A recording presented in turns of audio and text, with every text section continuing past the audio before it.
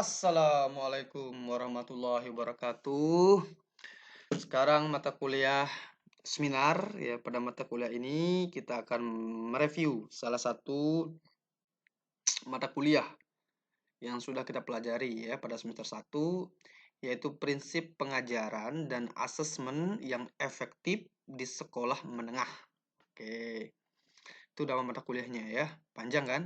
Kita singkat menjadi PPA. Bagaimana review pengalaman belajar pada mata kuliah PPA ini? Yuk disimak. Jadi, dalam mata kuliah prinsip pengajaran dan asesmen yang efektif satu di sekolah menengah ya, yang telah saya pelajari terdapat 7 topik pembahasan. Oke, kita baca satu-satu. Yang topik pertama, telaah perencanaan pembelajaran dan asesmen yang disusun guru. Yang kedua, merancang perencanaan pembelajaran dan asesmen. Yang ketiga, telaah kesesuaian pembelajaran dengan tingkat capaian dan karakteristik peserta didik. Yang keempat, lingkungan kelas yang aman, nyaman, dan berpihak pada ekosistem pembelajaran. Yang kelima, pelaksanaan pembelajaran dan asesmen yang efektif. Yang keenam, laporan praktek pembelajaran dan asesmen yang efektif. Yang ketujuh, refleksi terhadap praktek pembelajaran dan asesmen. Dari keseluruhan topik yang telah saya pelajari tersebut, menurut saya topik paling bermakna adalah ketika melakukan telaah kesesuaian pembelajaran dengan memperhatikan tingkat ya dan karakteristik yang dimiliki oleh peserta didik. Dikarenakan sebagai seorang pendidik harus memiliki kemampuan dalam menganalisis setiap karakteristik yang dimiliki oleh masing-masing peserta didik yang akan mempengaruhi cara penyusunan serta implementasi pembelajaran sehingga akan terwujud tujuan pembelajaran yang ingin dicapai. Sebelumnya dalam melakukan pembelajaran di kelas, biasanya saya belum memperhatikan karakteristik dari peserta didik. Ternyata dalam proses pembelajaran hal itu sangat penting untuk diperhatikan. Karena pada kodratnya setiap manusia itu unik, sehingga cara untuk mendekati dan mengajari mereka semestinya juga menggunakan beragam cara. Karakteristik yang dimiliki peserta didik bisa berkaitan dengan profil belajar, minat, serta kesiapannya dalam menerima pelajaran. Berdasarkan pengalaman saya ketika menjadi seorang peserta didik bahwa ketika melakukan pembelajaran terdapat beberapa guru yang hanya menyampaikan materi tanpa memperhatikan karakter serta kebutuhan kita dalam belajar, sehingga menyebabkan kebanyakan peserta didik lainnya terlihat acuh tak acuh dengan materi tersebut. Hal seperti itu akan mengakibatkan kurangnya pemahaman dasar kita untuk bisa mengembangkan materi selanjutnya di jenjang yang lebih tinggi. Saya mulai mengenali bahwa terdapat suatu konsep bahwa seorang pendidik harus menggunakan berbagai cara untuk dapat memberikan pemahaman pengetahuan baru kepada seluruh peserta didik dalam kelas, yaitu pembelajaran berdiferensiasi atau differentiated instruction yang sangat memperhatikan karakteristik dari masing-masing peserta didik. Cara seorang pendidik dalam menyesuaikan pembelajaran dengan tingkat capaian dan karakteristik peserta didik yaitu melakukan penyusunan modul ajar atau RPP yang disesuaikan dengan karakteristik dari peserta didik dan memperhatikan tujuan pembelajaran yang akan dicapai. Sebagai seorang pendidik harus berperan aktif dalam mengembangkan strategi pembelajaran, memberikan kesempatan peserta didik untuk mengemukakan pendapatnya, mengeksplorasi materi sesuai dengan kebutuhannya, serta sebagai fasilitator dapat memberikan masukan atau bantuan bagi peserta didik yang membutuhkan bantuan dalam proses pembelajaran. Terdapat strategi pembelajaran yang perlu untuk diperhatikan dalam penyusunan perangkat pembelajaran yang menyesuaikan dengan tingkat capaian dan karakteristik peserta didik. Seperti guru melakukan identifikasi kesiapan belajar, minat serta tingkatan kompetensi yang dimiliki peserta didik dengan asesmen diagnostik non-kognisi dan kognisi dan menyesuaikan ruang lingkup materi yang diajarkan disesuaikan dengan karakteristik peserta didik.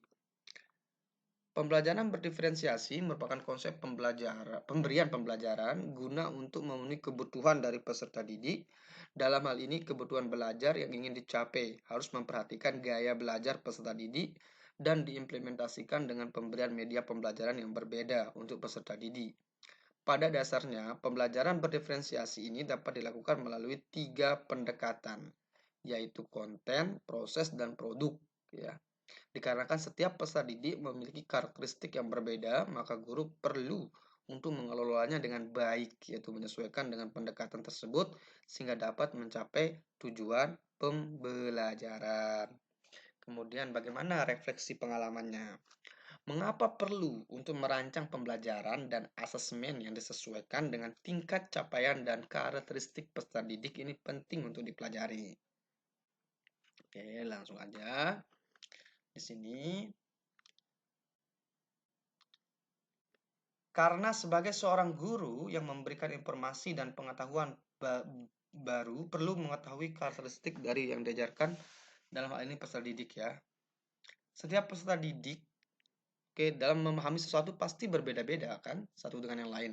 Agar seluruh peserta didik mampu memahami materi yang diajarkan, maka diperlukan treatment yang memperhatikan kebutuhan peserta didik melalui pembelajaran berdiferensiasi, baik dalam diferensiasi konten, proses, dan produk yang dihasilkan.